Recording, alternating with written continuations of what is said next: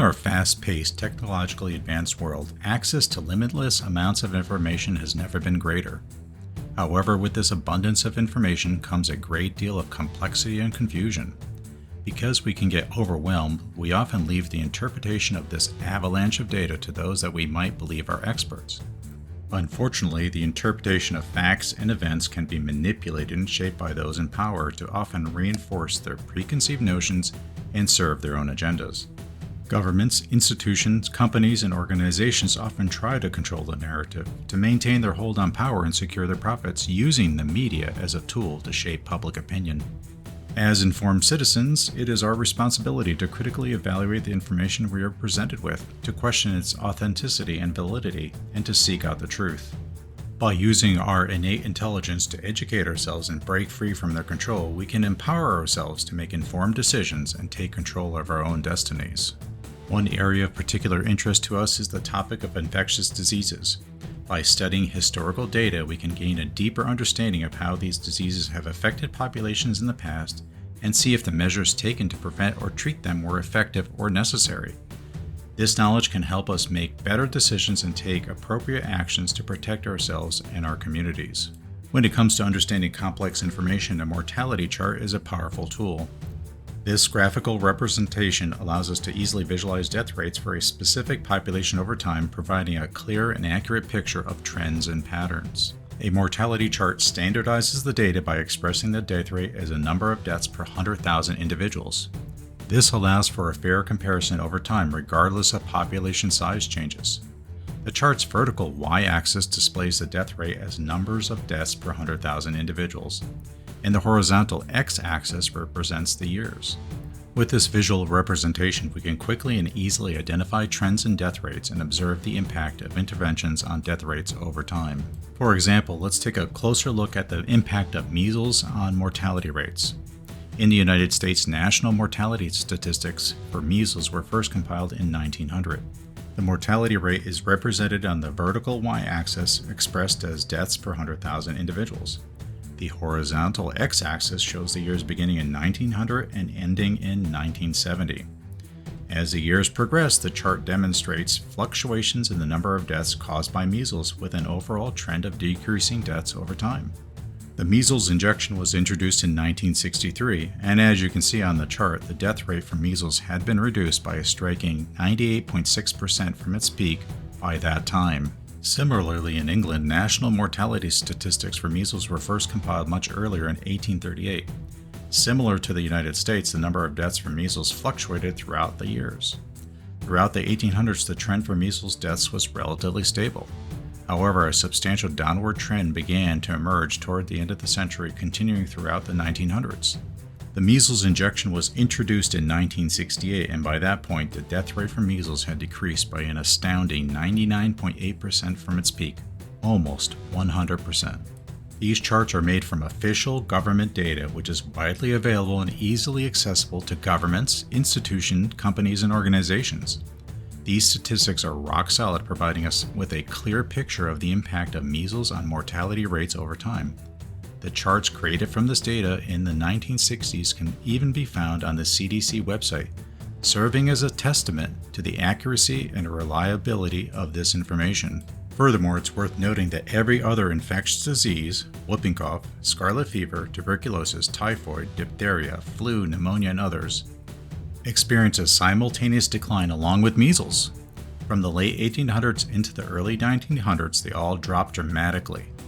By the 1950s and 60s, death rates from all these diseases had decreased by 90% to 100% without the need for any injections or major medical interventions. Even the much talked about smallpox, which was once a highly deadly disease, remained deadly until the end of the 1800s, but then collapsed by 1920 when it became a mild disease often confused with chickenpox.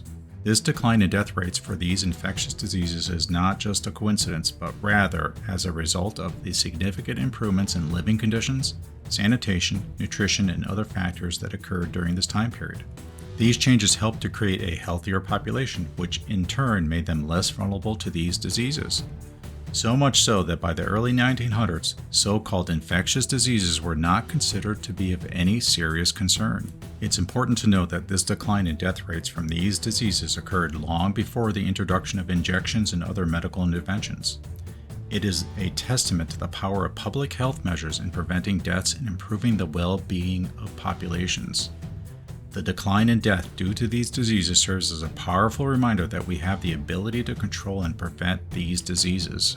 With this crucial information in mind, it's natural to ask some important questions. Why isn't this information more widely known? Why aren't governments, institutions, companies, organizations, and the media highlighting this information? Where are the investigations, documentaries, and public hearings on this topic?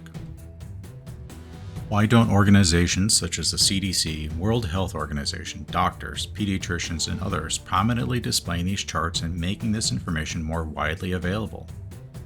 Why are medical journals not providing this information to their readers?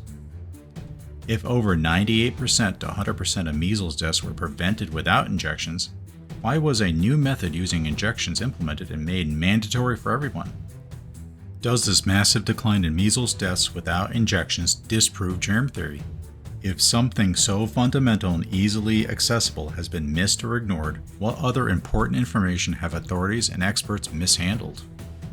How could data hidden in plain sight have been missed or ignored for so long? How can we trust these systems and the information they provide if they are not transparent and forthcoming with such important knowledge? These are important questions that deserve to be examined and answered. It highlights the importance of critical thinking, questioning, and investigation in understanding the facts and making informed decisions. Only by doing so can we hope to uncover the truth and make better decisions for ourselves, our communities, and our world. Once we realize the illusion we have been living under for decades, we can break free and take control of our own health and happiness. We don't have to live in fear. We don't have to live under a totalitarian medical state where we are treated like criminals because we don't believe the prevailing medical dogma disguised as science. It is essential to be vigilant and stay informed, for only through knowledge and understanding can we hope to find the truth, be empowered, and truly be free. We must question the information presented to us, do our own research, and be critical of the sources of information. Only by doing so can we hope to make informed decisions and live the life we want. We can take back the power we have so freely given away. We can stop being obedient followers and start being informed and educated individuals. We can take control of our own lives, make our own choices, and live the way we want to. We can be healthier, happier, and at peace. We can be free.